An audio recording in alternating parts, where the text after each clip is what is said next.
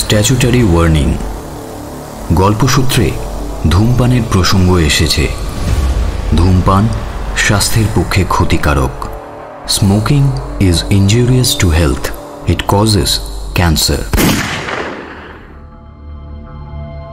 আজ আপনি শুনবেন প্রমথনাথ বিশির গল্প Nishithini, only on radio Milan 90.4 FM। নাট্যরূপ দান চিন্ময়। এই গল্পে অভিনয় করেছেন সায়ন এবং অপূর্ব। পোস্টার ডিজাইনিং চিন্ময়। সমগ্র পরিচালনা এবং ধ্বনি পরিকল্পনা সায়ন।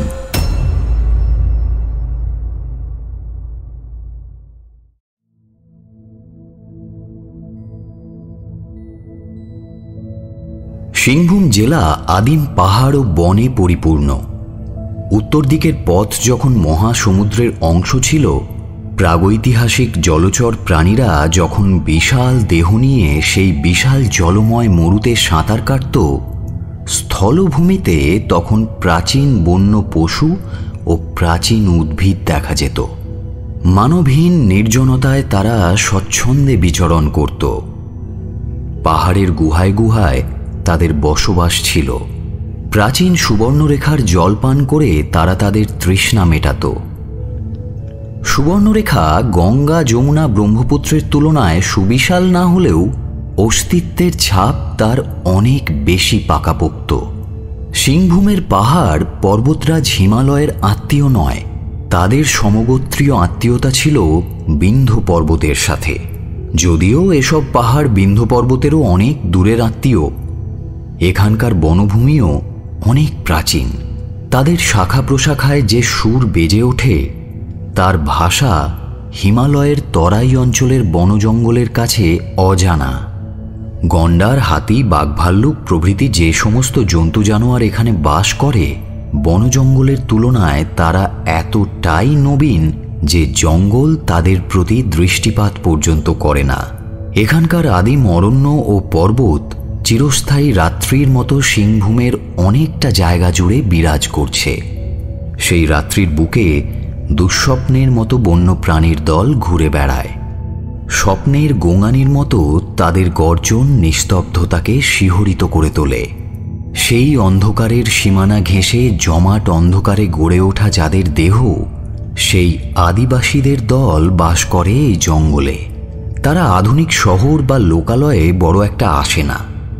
সিংভূমের এমন অনেক অঞ্চল আছে যেখানে সভ্য মানুষ এখনো প্রবেশ করতে পারেনি। আজ এমনই এক জায়গার অভিজ্ঞতার বিবরণ শোনাতে উদ্যত হয়েছি। নরসিংহগড় সিংভূম জেলার একটা ছোট্ট জায়গা। খুব বেশি লোকের নজর এখানে পড়ে না, কিন্তু ভ্রমণ পিপাসুরা জানে সিংভূমের পার্বত্য অরণ্য অঞ্চলে প্রবেশের সিংহদ্বার এই ছোট্ট জায়গাটি। এখানে একটা ডাকঘর আছে আর একটা ফরেস্ট ডিপার্টমেন্টের অফিস। এই ফরেস্ট অফিসেরই ছোট সাহেব আমাদের একজন বন্ধু। তার নাম তরুণ গুপ্ত। সে অনেকবার লিখেছে যে বেড়ানোর শখ থাকলে আমরা যেন সেখানে যাই, শখ মিটিয়ে দেবে, কিন্তু কাজের চাপে যাওয়া হয় না। সেবারে বড়দিনের ছুটিতে প্রকাশ নামে এক বন্ধুকে সঙ্গে নিয়ে নরসিংহগড়ে গিয়ে পৌঁছলাম।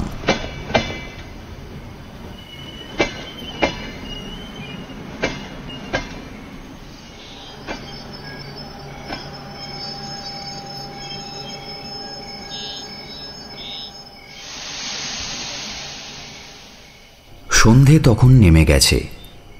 গুপ্ত স্টেশনেই উপস্থিত ছিল, কাছেই তার সরকারি অ্যাপার্টমেন্ট। আমরা বিবাহিত হলেও গুপ্তর বিয়ে হয়নি, কাজেই তিনজনে মিলে এই সংসারের রোজকার দিনের চাপ থেকে মুক্ত হয়ে রাত্রিটা ভালোই কাটালাম। খাওয়া দাওয়ার পর গুপ্ত বলল, কাল তোমাদের নিয়ে বেরোবো। আমার জিপ আছে, পাহাড়ে ঘুরে বেড়ানোর জন্য জিপের জুড়ি নেই। এমন সব জায়গায় যাব যার জুড়ি সারা ভারতবর্ষে পাবে না। একমাত্র আফ্রিকার জঙ্গলে গেলেই এই সব জিনিসের বিকল্প আছে। রাত্রি ভোর হলে বারান্দায় বের হয়ে উত্তর ও দক্ষিণ দুই দিকে দেখলাম। দক্ষিণ দিকে কিছু দূরে সুবর্ণরেখা নদী, তারপরে মাঠ, মাঠের পরে পাহাড়ের শ্রেণী। ভাঁজে ভাঁজে পাহাড়, কত দূর পর্যন্ত যে বিস্তৃত আন্দাজ করা সম্ভব নয়। আমার উত্তর দিকে পাহাড় আরও কাছে, সে পাহাড়ের শ্রেণীরও শেষ নেই। এমন সময় গুপ্ত বেরিয়ে এসে বলল, পাহাড় দেখছো? ওই দক্ষিণ দিকের পাহাড় আমার এলাকার বাইরে, ওগুলো ময়ূরভঞ্জের পাহাড়। আমরা ওই উত্তর দিকের পাহাড়ে যাব।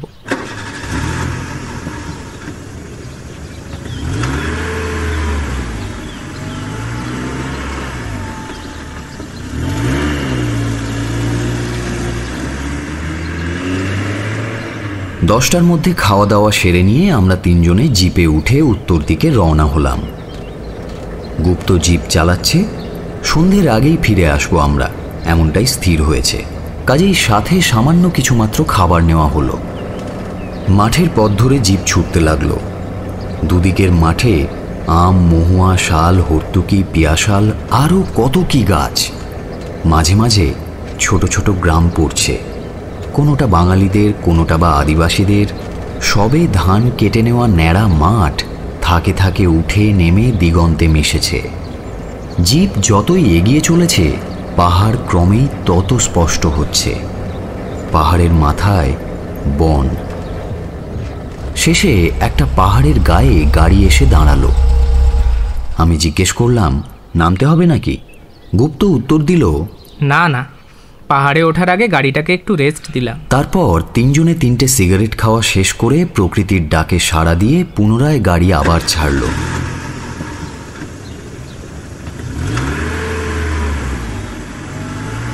এবার গাড়ি পাহাড়ে উঠছে। পথ সরু, কোনো রকমে কাজ চালানোর মতো। গুপ্ত বলল, বর্ষাকালে পথগুলো ধসে যায়, বর্ষার পরে ব্যবসায়ীরা আবার তৈরি করে নেয়। পাহাড়ে শাল গাছের পরিমাণই বেশি, কিন্তু অন্য জাতের গাছও অল্প নয়। সেসব গাছ বাংলার মাটিতে বড় একটা জন্মায় না। গদ, ক্যাঁদ, পিয়াশাল, আরও কত কি। গাড়ি এবারে পাহাড়ের কাঁধে উঠেছে।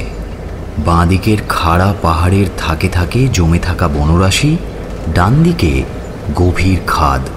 ঝুঁকে পড়লে দেখা যায় অনেক নিচে একটা শুভ্র স্বচ্ছ জলধারা। পাহাড়ের সর্বত্র তার গুঞ্জন শোনা যায়। ওই একটিমাত্র গুঞ্জন একতারার একটি সুরের মতো বেজে চলেছে। এর আগে এমন নির্জনতা কোথাও দেখিনি, এমন নিস্তব্ধতার কথাও জানা ছিল না। অথচ মনে হচ্ছে চারিদিক ঠিক শূন্য নয়, কেমন যেন একটা গম গম ছমছম ভাবে পরিপূর্ণ। নিস্তব্ধতার মধ্যেও যে একটা পূর্ণতা আছে, তা এই প্রথম অনুভব করলাম। ডান দিকে খাদের অন্য প্রান্তে আর একটা পাহাড়, তার গায়েও বনরাশির মেঘ জমে আছে। এবারে গাড়ি নামছে। কিছুক্ষণের মধ্যেই গাড়িটা একটা সমতল মাঠে এসে পড়ল। মাঠ বটে, কিন্তু তার চারিদিক পাহাড়ে ঘেরা। পাহাড়ের পা থেকে চূড়া অবধি বন জঙ্গলে ঠাসা। মাঠের মাঝে বেশি গাছ নেই, কতগুলো গাছ এদিক ওদিক ছড়িয়ে ছিটিয়ে আছে। প্রকাশ জিজ্ঞেস করল, এইসব বনে কি থাকে? সব রকম প্রাণী থাকে, হাতি, বাঘ, ভাল্লুক, বুনো মোষ, বুনো শূকর, আরও কত কি। এসব কথায় শহরবাসীদের মনে ভয় জন্মানো অস্বাভাবিক কিছু নয়। সে বলল, কিন্তু দিনের বেলা ওরা বেরোয় না। দিনের বেলায় বের হলে ক্ষতি কি? এখানে আর দিন রাতের পার্থক্য কোথায়? ওই যে উঁচু মাচাটা দেখছো, ওটা চাষিরা হাতি তাড়ানোর জন্য তৈরি করেছিল। সামনেই প্রকাণ্ড একটা আম গাছকে আশ্রয় করে একটা উঁচু মাচা বাঁধা আছে। আর চাষের উল্লেখেই নজরে পড়ল সামনে কয়েকটা ধান কাটার পর পড়ে থাকা ন্যাড়া মাঠ। আমি জিজ্ঞেস করলাম, হাতি কি এখানেও আসে নাকি? তা আসে বই কি, এই সেদিনও এক পাল হাতি নেমেছিল। বাহ, একটা নয় তাহলে, এক পাল। খুবই আশ্বাসের খবর। গাড়ি এসে একটা পাহাড়ের নিচে থামল। এবারে নামা যাক। গাড়ি থেকে সকলে নামার পর সে আবার বলল, ওখানে একটা বড় ঝর্ণা আছে, চলো দেখে আসি। কিছু দূর এগিয়ে একটা বনের মধ্যে ঢুকে পড়লাম।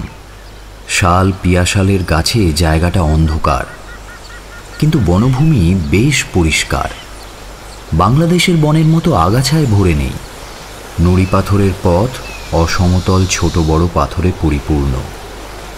আরও কিছু দূর যাওয়ার পর জলধারার শব্দ কানে এলো। একটা গাছের আড়াল পেরোনোর পরই চোখে পড়ল প্রায় 50 ফুট উঁচু থেকে একটা জলধারা সবেগে নিচে পড়ছে। ঝর্ণার কাছে এসে তিনজনে দাঁড়ালাম। দেখলাম জল পড়ে নিচে গভীর একটা গর্ত হয়েছে, তাতেই জল জমে আছে। গুপ্ত বলল, এই সেই ঝর্ণা। ঝর্ণাধারার নামেই পাহাড়ের নাম ধারাগিরি।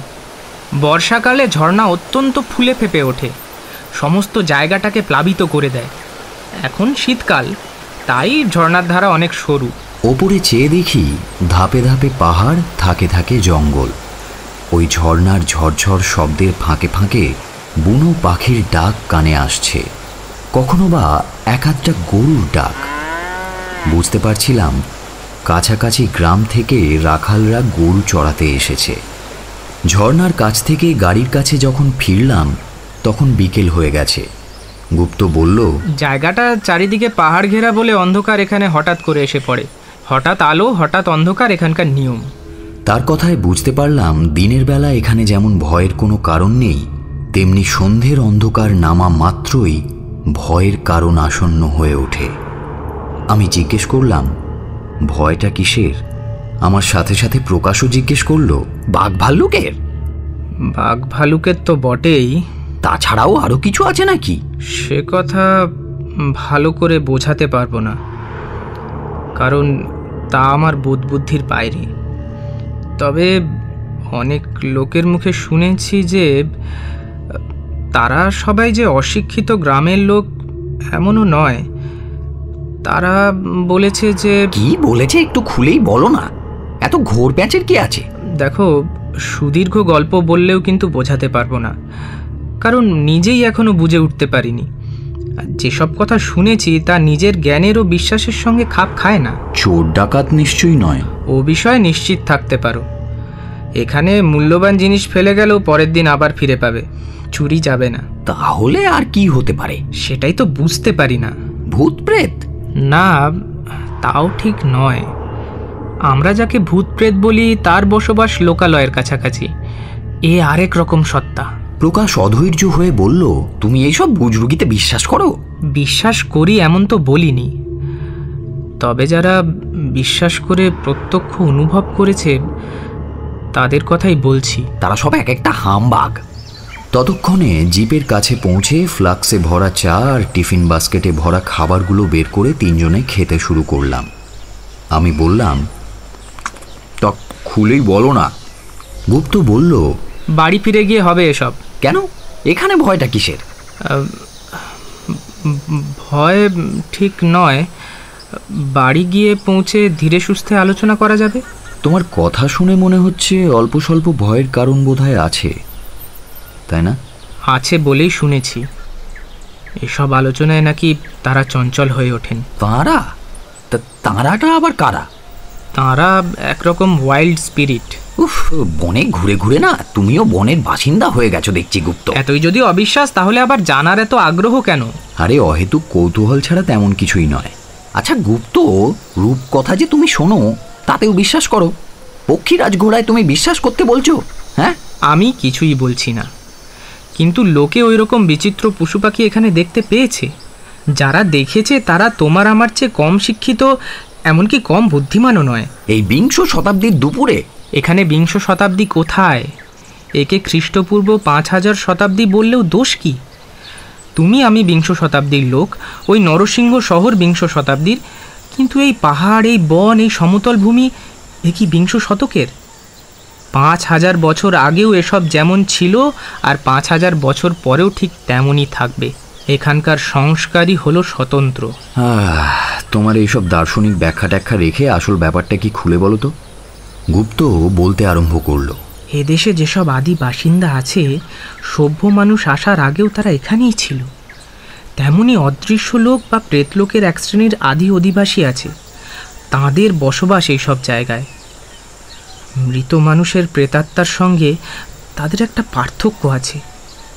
প্রেতাত্মারা অদৃশ্য লোকে আসে, আবার পুনর্জন্ম নিয়ে চলে যায়, কিন্তু প্রেতলোকের আদিবাসীরা চিরকাল সমানভাবে বিরাজ করছে। তারা কোনো মৃত মানুষের প্রেতাত্মা নয়, ওইভাবেই তাদের সৃষ্টি এবং স্থিতি।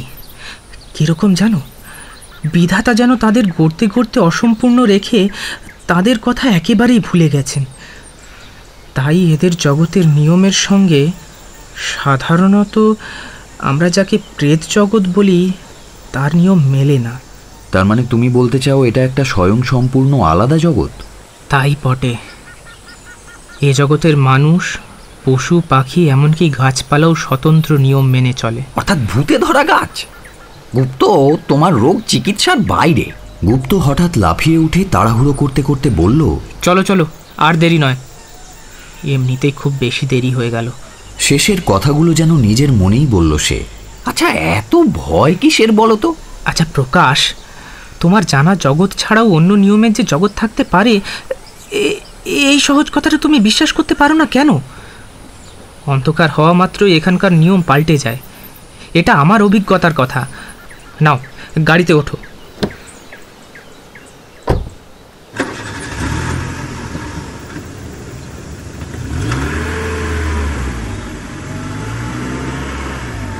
জিপ ছুটে চলল, কিন্তু তর্ক বিতর্কে যে আমরা কতক্ষণ কাটিয়ে দিয়েছি সেই হুঁশ ছিল না।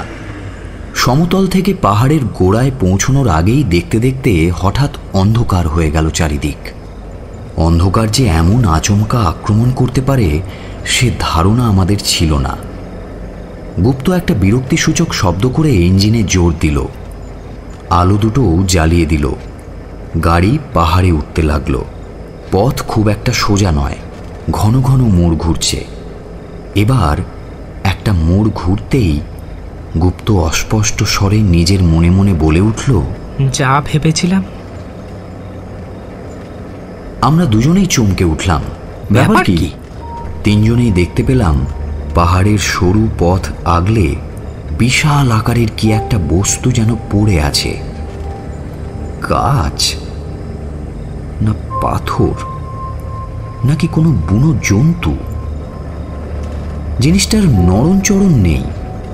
গুপ্ত ইঞ্জিনটা বন্ধ করে দিল। আমি জিজ্ঞেস করলাম, হে কি করলে? ইঞ্জিন বন্ধ করলে কেন? যদি হাতি হয়। বুনো হাতি? বনে বুনো হাতি ছাড়া আর কোন হাতি আসবে? তা না হয় বুঝলাম, কিন্তু ইঞ্জিনটা বন্ধ করলে কেন? অনেক সময় আক্রমণ করে। এক মুহূর্ত পরে তিনজনেই একসঙ্গে দেখলাম কোথাও কিচ্ছু নেই। প্রকাশ বলল, আরে ওটা গাছের ছায়া টায়া কিছু একটা হবে। অন্ধকারে ছায়া পড়তে যাবে কেন? এরকম অভিজ্ঞতা আগেও হয়েছে। সামনে আর একটা খারাপ জায়গা আছে, সেটা পার হতে পারলেই। রাস্তা খারাপ না, জায়গাটাই খারাপ। তার মানে? গুপ্ত অতি মৃদু স্বরে বলল, এখানে নয়, এখানে নয়, বাড়ি গিয়ে হবে। যেন কার ভয়ে সে কণ্ঠস্বর যথাসম্ভব নিচে নামিয়ে কথাটি উচ্চারণ করল। জিপ ধীরে ধীরে চলতে চলতে একটা মোড় ঘুরল। দুদিকেই সমান অন্ধকার। একদিকে খাড়া পাহাড়, অন্যদিকে গভীর খাদ। খাদের মধ্যে প্রবাহিত নদীর জলের শব্দ দিনের থেকে এখন অনেক বেশি স্পষ্ট। সামনে জিপের দুটো আলোয় পথ দেখা যাচ্ছে, কোনো বাধা নেই। এমন সময় কয়েকবার গোঁ গোঁ শব্দ করে ইঞ্জিনটা থেমে গেল। অনেক জোরাজুরির পরেও ইঞ্জিন কিছুতেই চালু হলো না। প্রকাশ মোটর যন্ত্রের বিশেষজ্ঞ, সে গুপ্তর পাশে বসেছিল। সেও সাধ্যমতো চেষ্টা করল, কিন্তু ইঞ্জিন স্টার্ট নেওয়ার বা গাড়ি নড়ার কোনো লক্ষণই দেখা গেল না। প্রকাশ বলল, হঠাৎ এমন কেন হলো? হঠাৎ এমন হয়নি, আগেই আশঙ্কা করেছিলাম। এই জায়গাটায় রাত বিরেতে গাড়ি প্রায় খারাপ হয়ে যায়। তাহলে কি করা যাবে এখন? ফিরে চলো। কিন্তু গাড়ি তো অচল। গাড়ি এখানে থাক, আমাদের হেঁটে ফিরতে হবে। এই বলে সে নেমে পড়ল। তারপর একটা টর্চ জেলে চারিদিকটা দেখে নিয়ে বলল, এসো। তিনজনে সারিবদ্ধভাবে রওনা দিলাম। পাহাড়ের ওপর খুব একটা বেশি দূর ওঠা হয়নি। কিছুক্ষণ পরেই সমতলে নেমে এলাম আমরা। আরও কিছু দূর এগিয়ে হাতি তাড়ানোর সেই মাচাটার কাছে গুপ্ত এসে দাঁড়ালো। যাওয়ার সময় এটা দেখেছিলাম, একটা আম গাছের ওপর আশ্রয় করে মাচাটি বাঁধা। তাড়াতাড়ি উঠে পড়ো, বেশিক্ষণ নিচে থাকা নিরাপদ নয়। বাঘ ভাল্লুক কাছেই থাকতে পারে। অগত্যা আমরা মাচায় উঠলাম। সবার শেষে উঠল গুপ্ত।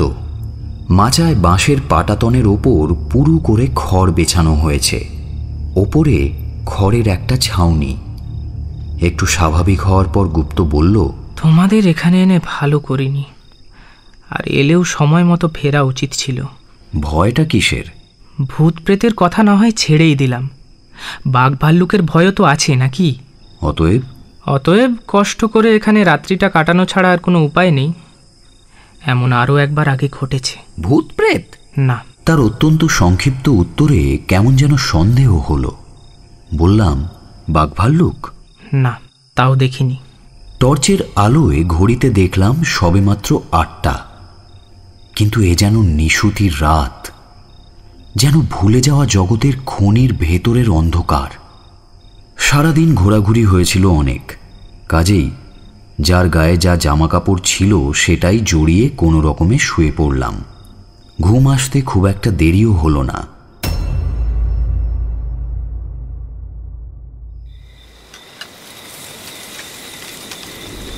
রাত তখন ঠিক কত জানি না। হঠাৎ ঘুম ভেঙে গেল। জেগে উঠে দেখি সমস্ত বনে যেন ঝড় বইছে। গাছের ডালপালার সে কি উদ্দাম মাতামাতি। কিন্তু আরও একটু সম্বিত ফিরে পাওয়ার পর বুঝলাম এক আশ্চর্য ব্যাপার। সমস্ত বনটা যেন নড়ছে, অথচ আমাদের গাছটার একটুও সাড়া নেই। একটা বনকে চঞ্চল করে তুলতে যে প্রচণ্ড ঝড়ের দরকার, তাতে মাচা সহ আমাদের উড়িয়ে দেওয়ার কথা, কিন্তু তার কোনো লক্ষণ নেই। ভাবতে লাগলাম, এই অবস্থায় আমার কি কর্তব্য। দেখলাম প্রকাশ আর গুপ্ত অঘোরে পড়ে পড়ে ঘুমোচ্ছে। একবার মনে হলো তাদের জাগাই, কিন্তু আবার ভাবলাম তাদের সুখের স্বপ্নে ব্যাঘাত ঘটিয়ে লাভই বা কি। দেখাই যাক না কতদূর কি হয়। এই ভেবে গাছের একটা ডালে ঠেস দিয়ে ভালো করে উঠে বসলাম। ঘুমোনোর আশা অনেকক্ষণ আগেই বিসর্জন দিয়েছিলাম আমি। হঠাৎ বনের সমস্ত চঞ্চলতা থেমে গেল। চারিদিক ঘুমন্ত শিশুর মতো নিস্তব্ধ হয়ে রইল। হাওয়া যেমন মন্ত্রে উঠেছিল, তেমনি মন্ত্রেই যেন বন্ধ হয়ে গেল। চারিদিকে খাড়া পাহাড় ঘেরা উপত্যকার মধ্যে অন্ধকার রাত্রি যেন সরোবরে বদ্ধ জলের মতো বোবা। তার ভাব যেন মনের ওপর চেপে বসে। এরকমভাবে মূর্খের মতো জেগে থাকা অর্থহীন মনে করে আবার শোয়ার উদ্যোগ করছি। এমন সময় হঠাৎ লক্ষ্য করলাম, কি যতদূর মনে পড়ছে দিনের বেলায় তো এমন চোখে পড়েনি। দিনের বেলায় দেখেছিলাম উপত্যকাটা ফাঁকা, গাছপালা বিরল। বন আরম্ভ হয়েছে পাহাড়গুলোর নিচের অংশ থেকে। এখন মনে হচ্ছে উপত্যকাটা যেন গাছে ভরে গেছে। মাঝখানে সামান্য একটুখানি ফাঁক। এত গাছ এলো কোথা থেকে? বুঝলাম রাত্রির অন্ধকার আর অপরিচিত জায়গার জন্য চোখে ধাঁধার সৃষ্টি হয়েছে, না হলে গাছ গজানোর সম্ভাবনা কোথায়? টর্চটা তুলে নিয়ে আলো ফেললাম। যতদূর দেখলাম ফাঁকা উপত্যকা, কিন্তু যেমনি আলো নিভিয়ে দিলাম অমনি আবার গাছপালার ভিড়ের দৃশ্য ফুটে উঠল চোখের সামনে। আরো 2-3 বার আলো জ্বালিয়ে পরীক্ষা করলাম। সেই একই উত্তর বারবার ফিরে এলো।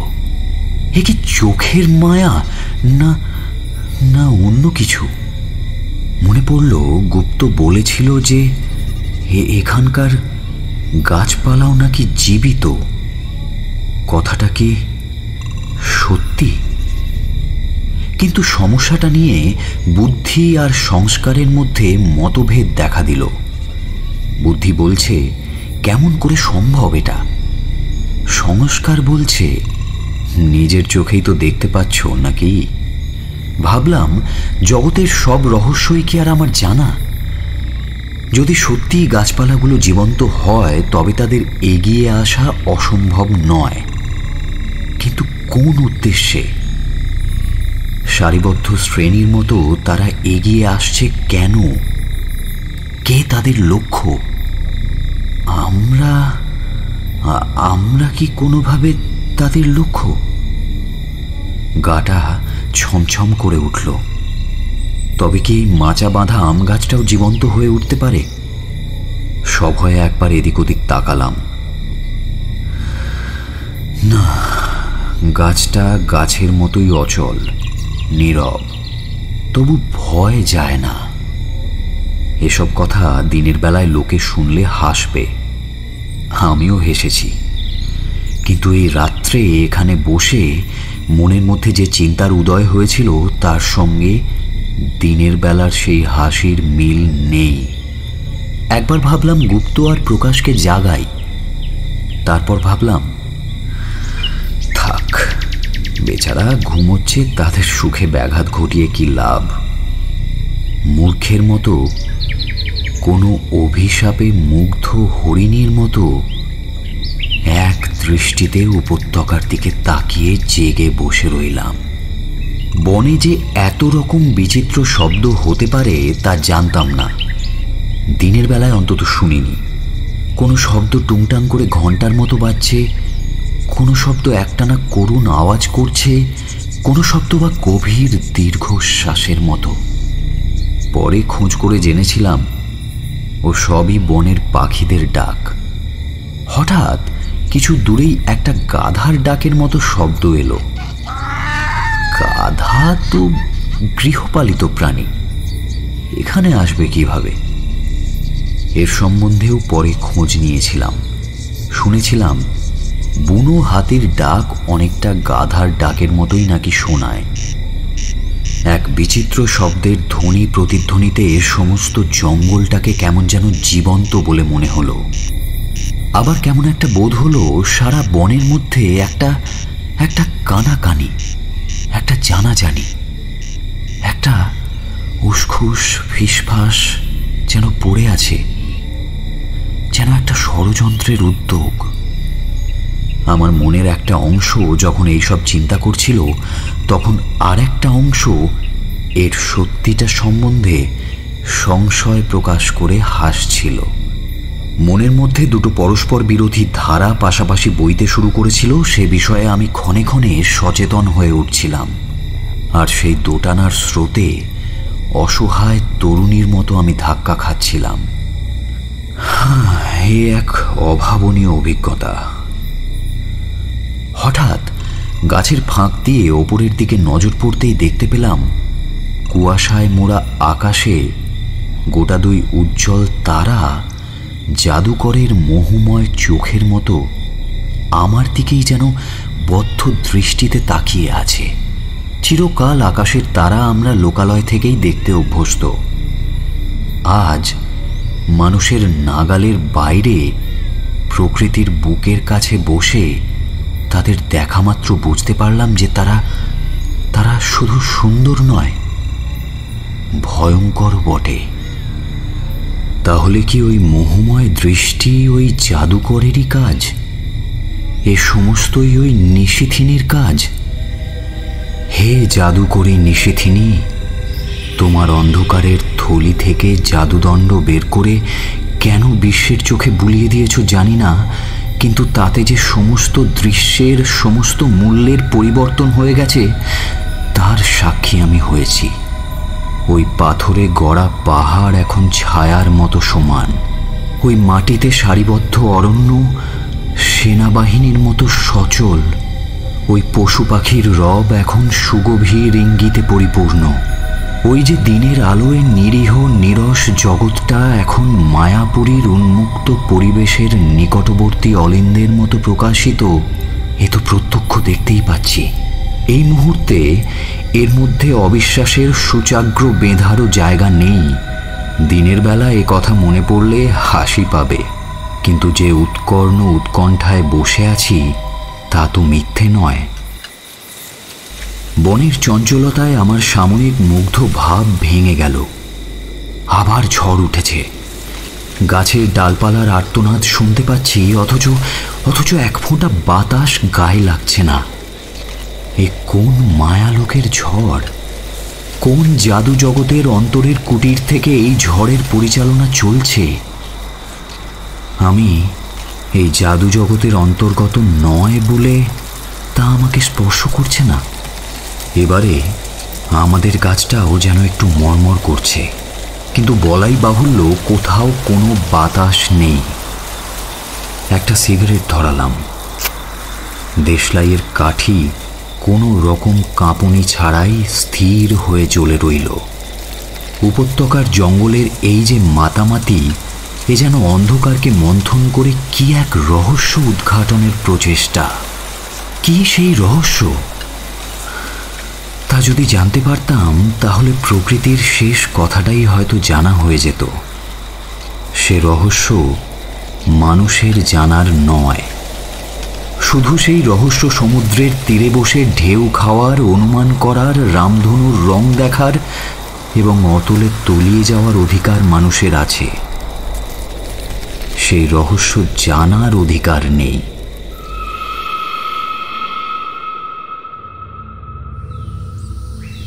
হঠাৎ প্রকাশের ঠেলায় তাড়াতাড়ি উঠে বসলাম। খুব ঘুমোলে? হ্যাঁ,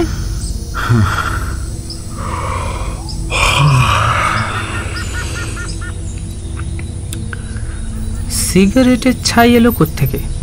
রাতে একবার উঠেছিলাম। তা কিছু দেখতে পেলে? গুপ্তর গাছের নড়াচড়া বা ওই জাতীয় কিছু? সংক্ষেপে উত্তর দিলাম, না। মনে হলো ওই সিগারেটের ছাই সাক্ষী না থাকলে রাতের অভিজ্ঞতাকে আমার নিজেরই স্বপ্ন বলে মনে হতো। অন্যরা বিশ্বাস করা তো দূরের কথা। বুঝলাম যে শেষ রাতে ঘুমিয়ে পড়েছিলাম আমি। প্রকাশ অবিশ্বাসে হাসতে লাগলো। প্রমাণের অভাবে গুপ্ত চুপ করে রইল। আমিও নীরব ছিলাম, কিন্তু অন্য কারণে। রাত্রের সেই অভিজ্ঞতাকে জীবনের সঙ্গে খাপ খাইয়ে নিতে ব্যস্ত ছিলাম আমি। কথা বলার মতো কারণ হারিয়ে ফেলেছিলাম। তিনজনেই মাচা থেকে নেমে জিপ গাড়ির কাছে এলাম।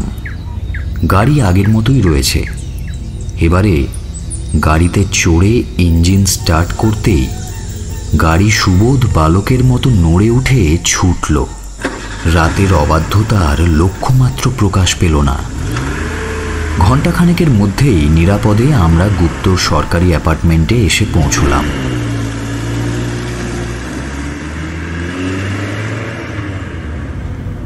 তারপর অনেক দিন কেটে গেছে। এখনো সে রাত্রের অভিজ্ঞতা বিনা বাতাসে ঝড়ের মতো আমার মনকে মাঝে মাঝে নাড়া দেয়। জীবনের সাধারণ অভিজ্ঞতার সঙ্গে আজও তাদের সামঞ্জস্য স্থাপন করতে পারি না আমি।